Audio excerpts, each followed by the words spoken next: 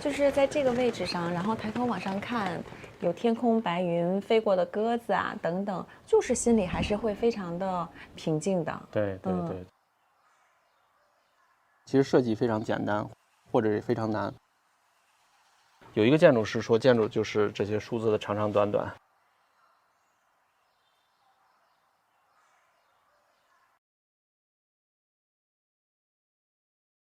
那我们采取的措施呢，是第一个呢是保留了所有的这种木构啊，同时呢把这些里面的功能呢和流线进行了梳理。所以您最主要的还是把它原有的这个空间结构进行了调整。其实我们新植入的一部分的这种元素是从室内到室外整个贯穿和穿插的一套体系。这个东西呢，跟现有的这种木构呢，形成一种交融的一种体系。它呢，影响到了室内的空间，同样也改变了院子的结构。明白，它主要是做了一个空间的一个分隔吗？还是？对，你这个词儿用的非常准确，它叫分隔或者是分割。那么在这儿的时候，其实也可以看到啊，整个房间的一些视线是贯通的。对，所以整个房间会显得非常大。明白。业主他主要是想用来干嘛呢？就这块。业主呢，最早的时候呢，他是期待这个房子可以做生活跟办公的一个综合的一个东西。像刚才说的一样，它是比较灵活和包容的。我觉得它在层次上做出了一些的变化，反而会觉得这个空间会有意思一些。对，这里头有一个手法是小中见大，一个很小的空间，你需要做一些操作，让它看起来显得更大、更通透，像穿了一件比较舒适的衣服而已。明白。但您说通透，因为其实对于我们都知道，像这种像平房、像四合院，其实它采光是个很大的问题。对，所以那您是怎么解决这个采光问题？我觉得是这样，整个采光呢，其实这边呢是南向的采光。我们把采光呢进行了区分。这边可以看到，因为新加的这块楼板，其实是把整个的南立面呢划分成了上下两部分。是的，上边呢是有一个立体的一个空中的一个庭园，下边呢是一个偏暗的环境。所以如果没有这块楼板的话，可以想象看过去的时候是邻居家的墙，没有任何意义的一个，包括一个单调的一个室外的一个花园。明白。但是现在的话呢，我们让上面更亮。可以看到，包括现在这个草呢，它都已经长起来了，它其实就像一个空中的一个花园。明白。那么下边的话，整体的氛围是比较幽暗一点。包括我们这边可以看到，这边又下去了一点，人会感觉到像进入到一个洞穴一样。那么它的体验其实是丰富的。对。所以如果有一个很暗的空间在旁边去衬托的话，那上边就会非常亮。主要的采光方式呢，是通过南边的这两个处理呢，去让整个空间获得了阳光。明白。一眼进来之后，其实你就没有说我马上就能看明白它。对，需要细细的体味。第三个最主要的出发点是新植入这套结构呢是非常纤细的一套结构，可以看到啊，它是一个钢结构的一个受拉的一个杆件。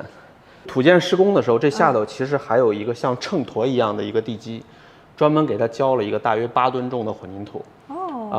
这边有8吨，这边有8吨，那么就可以把这16吨的这个楼板给它拽住。明白。把它拽住。然后与此同时呢，上边的这结构呢，也可以看到这个东西在家宅包括小建筑里头出现的很少。这也是我们想去实验和推进的一种体验的一种方式。这种结构其实通常是出现在桥梁结构里头，它叫一个桁架结构。桁架结构。是。你这么说的话，我觉得能想象得到。桁架结构的一个特点是能够把很粗的这种钢结构呢，去划分成很细的若干个这种结构，形成一个组合体，去承担这个重量。所以我们非常感兴趣的是这套钢结构非常陌生，或者是在家宅领域里头非常陌生这套体系放到一个小的一个房子里头，它产生出来的张力会是怎样所以最后我们就做了这么一套体系去看一下它，而让它有一定的陌生性，但是它又是一个我们熟悉的一个东西。最后一个的话可以看到一些材料那么我们把所有的钢构呢给它喷涂上的这种颜色，就是它的这种本色一点的这种体系，让它中性。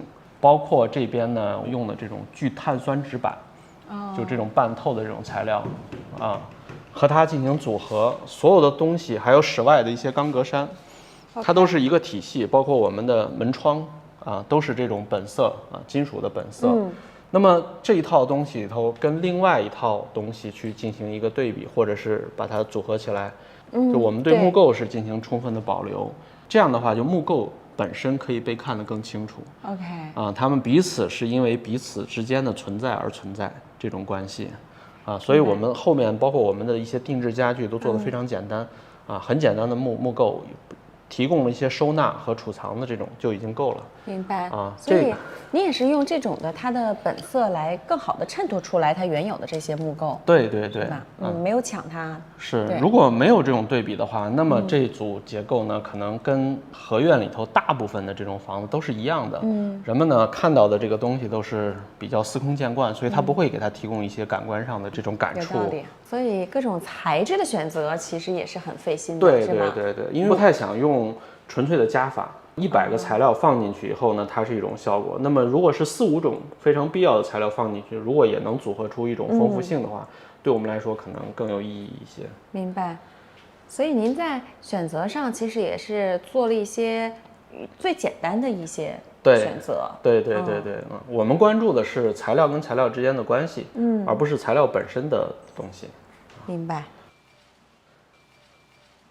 将这种胡同包括老破小的这种房子的景观都纳入体系，因为我们觉得这个生活味儿跟真实性非常好。其实有的时候你看，虽然说这个可能您对面已经非常老旧了，但有的时候你把它当做一种欣赏的一个事物和风景，也挺有意思。是。小的时候你知道吗，在北京，而且是跟我爷爷奶奶住，然后虽然是楼房，但也是会有定时的，就是那个。这个屋子前会有这个小鸽子就飞过去了，就那个感觉好像是儿时的那种童真，但是现在真的是没有了。所以有的时候你就是在这个位置上，然后抬头往上看，有天空白云飞过的鸽子等等，就是心里还是会非常的平静的。对，尤其是外面，想象外面那么热闹，但我这块这么安静。对，闹中取静吧。没错这也是这个房子的优势吧，可能然后屋顶的话，我们现在踩的这个高度其实不是一个完整一层的高度，因为它往下了一点，又往上了一点，它其实是一个错半层的一个高度。那这个高度又刚好可以把邻居家的屋顶跟我们这个屋顶呢组合起来。将原来一个只有2米多的一个庭院呢，做成一个向天空开放的一个庭院。所以我们在这边的这个高度。有一个建筑师说，建筑就是这些数字的长长短短，所以这个高度刚好跟这个屋檐的高度是一样的。会感觉到这个院子呢从这儿接着延伸，明白一直延伸到屋脊两边是一样的。所以这上去以后呢，它其实跟下边的这种体验呢又完全不一样。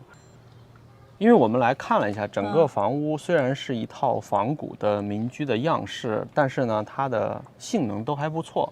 这也是为什么我们没有对它进行这种特别大的这种改造的这种方式。